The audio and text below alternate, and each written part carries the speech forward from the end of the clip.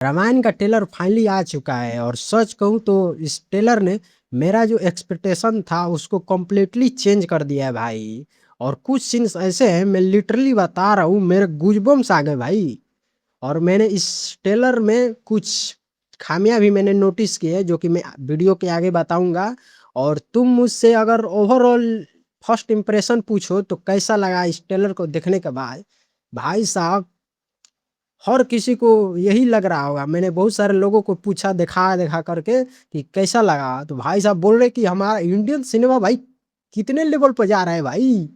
समझ जाओ, हमें प्राउड फील होना चाहिए कि हमारा इंडियन सिनेमा अब पीक लेवल पर पहुंच रहा है, समझ रहे हो। ट्रेलर स्टार्ट ही होता है औरा किंग यश से, जो कि रावण का रोल प्ले कर रहे हैं, समझ रहे हो भाई। क्या आदम, जब आते हैं फर्स्ट टाइम ट्रेलर जो शुरुआत होता है ना, शुरू स्टार्टिंग में यश का ही दिखाया जाता है सीन, जिसमें वो एक बड़ा सा दरवाजा के पास जाते हैं, एक चादर काला चादर ओढ़े हुए हैं, मुंह छिपाए हुए हैं, और दरवाजा पर लात मारते हैं और जाते हैं अंदर लड़ने के लिए। भाई साहब स्टार्टिंग में ही औरा फार्मिंग कर दिया भाई। क्या क्या क्या बोले इसके लिए हम। और यश तो को तो जानते ही होगे तुम लोग, क्या ही बताए भाई साहब। वो इस ट्रेलर में जब भी आए हैं ना, आपको उनका ऑरा जो है ना फील होगा भाई साहब। लाजवाब। मैं लिटरली बता रहा हूँ, अब की बार तुम रावण का फैन बनने वाले हो। मेकर्स भी यही किए हैं, रावण पर ही हाईलाइट किए हुए हैं। हाईलाइट तुम ट्रेलर खुद देखे होगे, तुम्हें मालूम चल गया होगा कि हाईलाइट किया गया है केवल रावण को। और श्री राम के पिता का रोल कर रहे हैं अरुण गोविल जी, जो कि ओल्ड रामायण के राम थे। भाई साहब इन्होंने क्या, वो भी स्क्रीन पर आते हैं ना, उनका जो इमोशन है वो क्लियरली दिखता है भाई साहब इसमें। वो क्या ही बोला जाए उनके बारे में भाई साहब। जब राम लक्ष्मण सीता वनवास जाते हैं तो आ करके बोलते हैं कि राम, चिल्लाकर बोलते, फील होता है अंदर से भाई साहब। गूज बम्स लिटरली आते हैं उस टाइम पर, समझ रहे हो क्या। ओल्ड रामायण के राम भाई साहब इसमें गए, क्या हमारे लिए सौभाग्य की बात है भाई। और उन्होंने क्या ही परफॉर्मेंस दिया था। बट थोड़ा सा और इमोशन अच्छा हो जाता अगर उनका मेकअप थोड़ा हटा देते, तो थोड़ा यार और ज्यादा एकदम हिट करता इमोशन।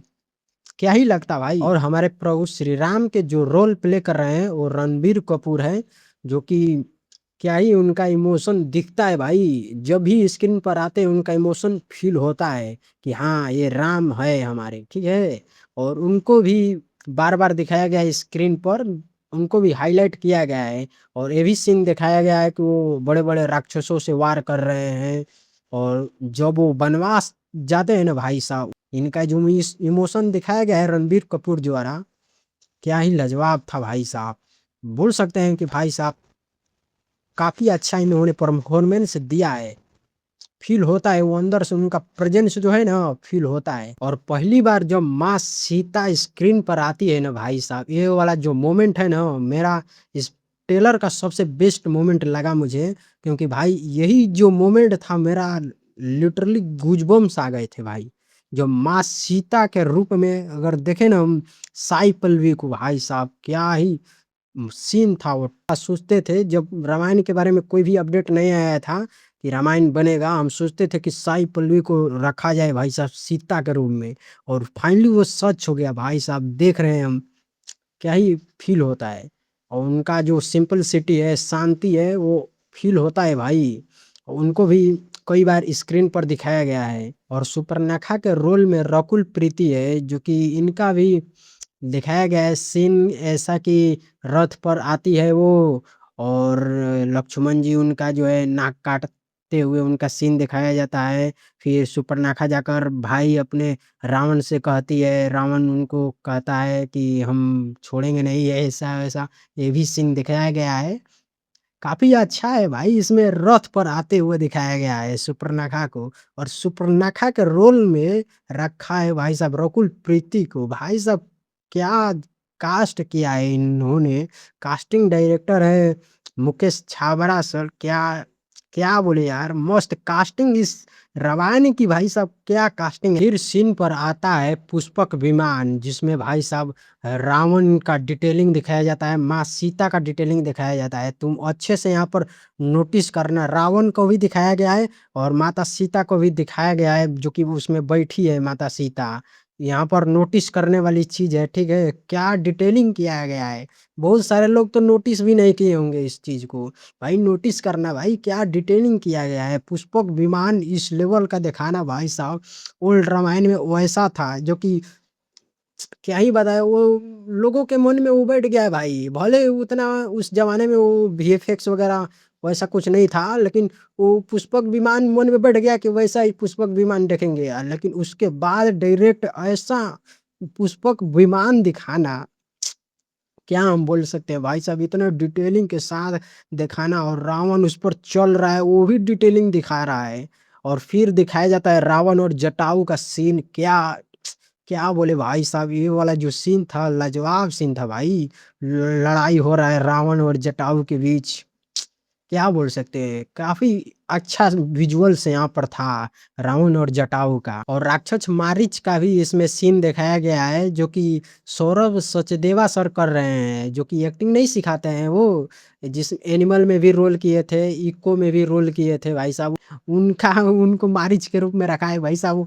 वो इस टाइप का कुछ कर रहे हैं शायद, उसमें दिखाया गया है। और फिर दिखाया जाता है लक्ष्मण जी, जो कि माता सीता के साथ है और लक्ष्मण रेखा पार कर रहे हैं। फिर एक सीन आता है जिसमें माता सीता लक्ष्मण रेखा को पार कर रही है।